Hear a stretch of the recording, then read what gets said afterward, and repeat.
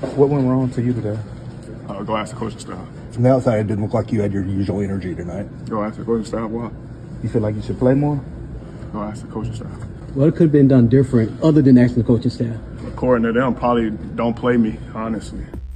Back in 2022, the Memphis Grizzlies cemented themselves as the most promising young team in the league. On the backs of some 21, 22-year-old players, they led the team to 56 wins, tying their franchise record for most wins in a season.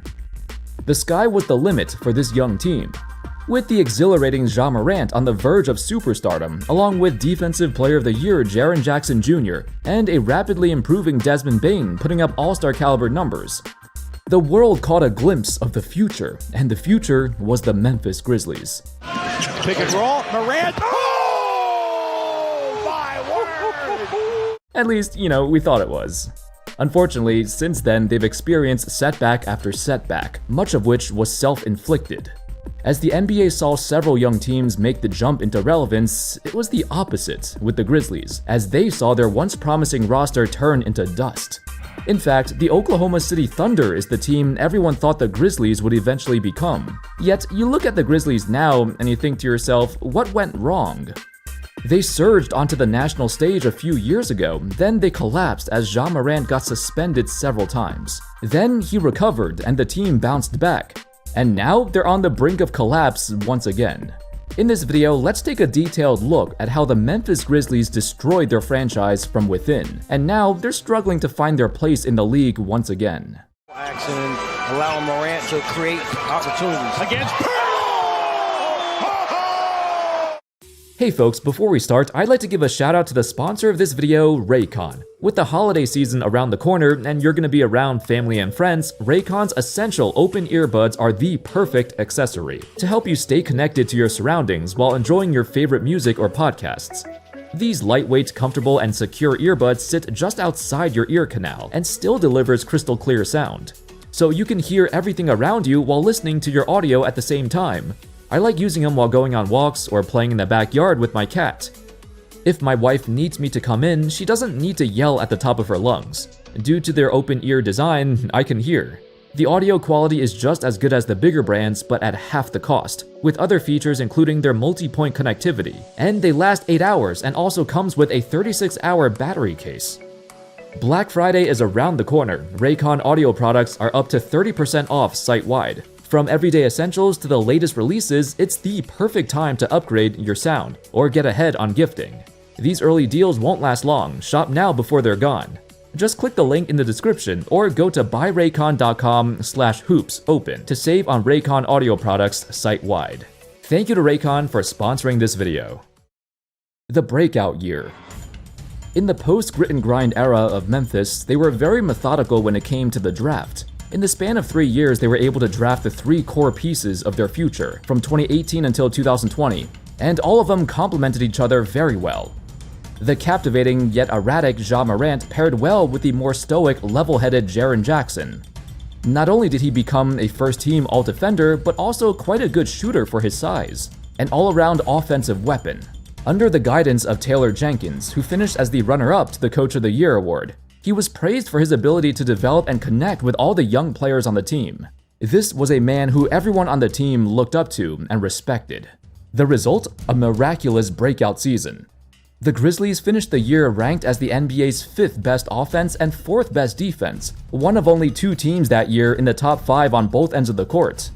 They were also the league's #1 rebounding team, averaging nearly 50 rebounds a game, a number that has yet to be matched by any team since. It signaled their versatility, but most importantly, their incredibly well-rounded roster that dominated in many facets of the game. They didn't only have an exciting offense, but a rugged, gritty defense that reminded folks of the grit and grind Grizzlies of the past. This defense was a team effort, led by their loudest and most notorious defender, Dillon Brooks. You and LeBron have that exchange. There are people out there that say maybe you shouldn't do that with one of the better players in the game. What were you thinking? I don't care, he's old. Above all else, this version of the Memphis Grizzlies had an identity, depth, and a level of swagger that made you either love or hate this team. They were young, brash, some would say arrogant, and eventually they lost in the second round of the playoffs to the more experienced Warriors. The tension between these two teams rose to an all-time high, but it started a long time ago. During a regular season game when the Grizzlies won, and Jaren Jackson Jr. tweeted this: "Strength in numbers, the Warriors' own slogan." He was trolling them, but a few players on the Warriors, including Klay Thompson, did not like that. I can't wait to retweet that thing. Freaking bum. This sparked the animosity between these two teams. Overall, I'd say it was a success for the Grizzlies to come out of nowhere and rebuild this quickly. A 56-win season is no slouch. However, what initially seemed like a great step to an even greater future, that got flipped on its head very quickly. Unchecked arrogance. The Grizzlies have always been outspoken, from Morant to Dillon Brooks to even Desmond Bane. They've developed the reputation for relentless trash talk and even taunting opponents near the end of games. At times, they've rubbed other fan bases the wrong way. Several moments that stood out were when Ja Morant was asked which teams could challenge them in the West, to which he responded with a simple, quote, "I'm fine in the West." And who can forget when Brooks infamously yapped at LeBron, claiming, "I don't respect anyone until they come and give me 40. Hilariously, it was followed by a 40-point loss to the Lakers in Game 6 of the playoffs, putting an end to the Grizzlies season. And Brooks, of course, refused to talk to the media afterwards. Speaking of Brooks, he embraced the villain role. Aside from the talk, he was a very physical player, to the point where he got ejected several times for hard fouls. Even the Grizzlies front office got sick of his antics, and towards the end of the year, a report surfaced the team would not re-sign him under any circumstances. However, it wasn't just the arrogance that triggered the downfall of this franchise, but the off-court issues revolving around Morant became the main headline all season long. In March of 2023, he was penalized with an 8-game suspension after he was seen on video holding a handgun at a Denver nightclub. Morant served his suspension and said his usual PR statement: "I apologize, I'm gonna work on myself, I won't do it again, blah blah blah." But we all know he didn't mean that. As expected, 2 months later in May, Morant was seen flashing another gun in a car, in which he got penalized again, this time a 25-game suspension. Since the Grizzlies were out of the playoffs already, the suspension would be served at the start of the next season. While the headlines were all focused on Morant's gun incidents, it wasn't actually the worst thing that happened involving Ja Morant. On January 29th, Morant and Andrew Nembhard got into it, and it seemed like a normal scuffle, but it wasn't. After the game, Morant's friends walked up to the Pacers team bus and started yelling at them for 15 minutes. When Morant finally left the arena, he got into an SUV with his friends, the same people berating the Pacers. And apparently, they slowly approached the Pacers bus in their SUV while one of them pointed a red laser pointer at them. Now, if you know what a red laser pointer means, let's just say the Pacers took it as a threat. So they filed a complaint to the NBA office because they legitimately felt threatened by Morant and his entourage. It got so bad that Steven Adams, the veteran voice of the team, held a players-only meeting to address the lack of discipline and bad behavior towards their opponents. Reportedly, Adams emphasized spending less time going out and more time focused on the actual game, as it became clear to him that this young group of players is not as committed as they should be.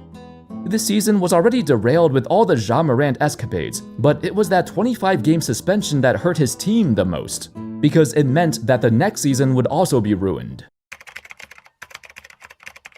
The lost year. Due to Morant's suspension, the team went a miserable 6-19 in the first 25 games he was out. To make matters worse, he came back and then suffered a season-ending shoulder injury. Thus, he appeared in just 9 games the entire season, and this was a lost year for the Grizzlies. Speaking of injuries, Morant has a nasty history of them. Some would blame it on his reckless style of play, but that's also the reason he never played more than 67 games in a season.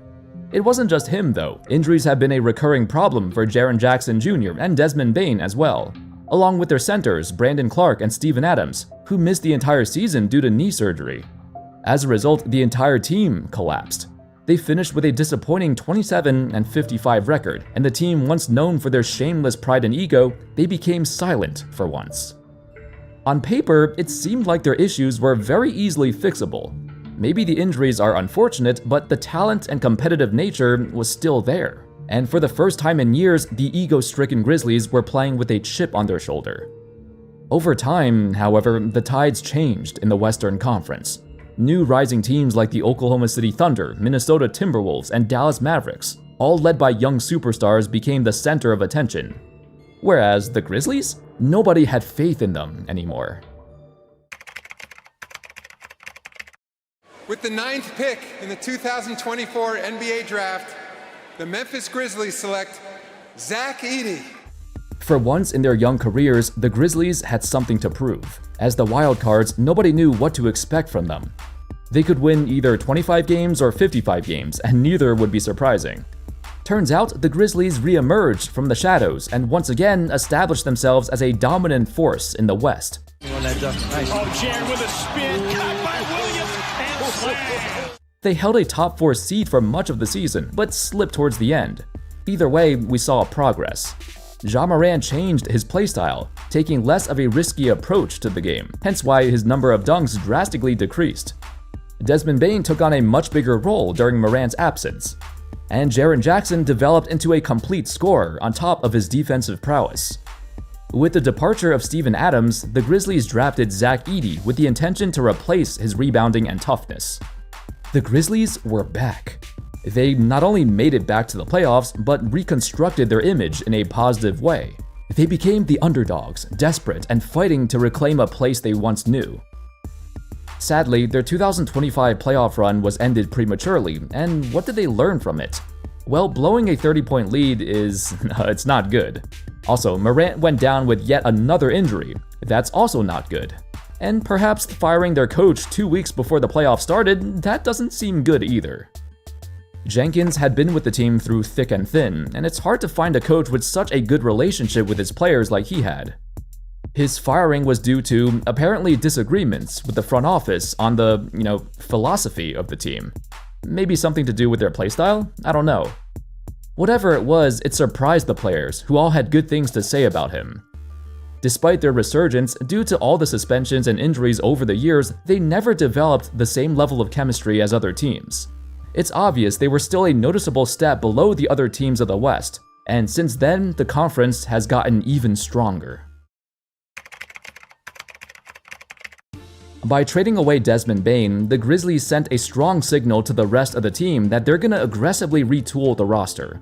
But it's the return for him that caught some eyes. 4 first-round picks, which indicates the Grizzlies are inches away from blowing up the whole roster and moving on. General manager Zach Klayman took one look at this roster and realized their players have hit their ceiling, and there's no way they can contend for the title in this current era. In reality, he's probably right. With Morant and Jackson very likely at the peak of their careers, the front office has their eyes set on the future. This has created a delicate environment in Memphis, with a bad start to the season, and bad is an understatement. It's the worst start of any supposed all-star level player, and what better way to handle it than to throw your whole coaching staff under the bus? A few days later, he was asked if he recaptured the joy he once had when playing basketball, to which he simply said no. Not to mention, Morant got suspended yet again when head coach Thomas Isalo told him to be more of a leader, and he completely dismissed him.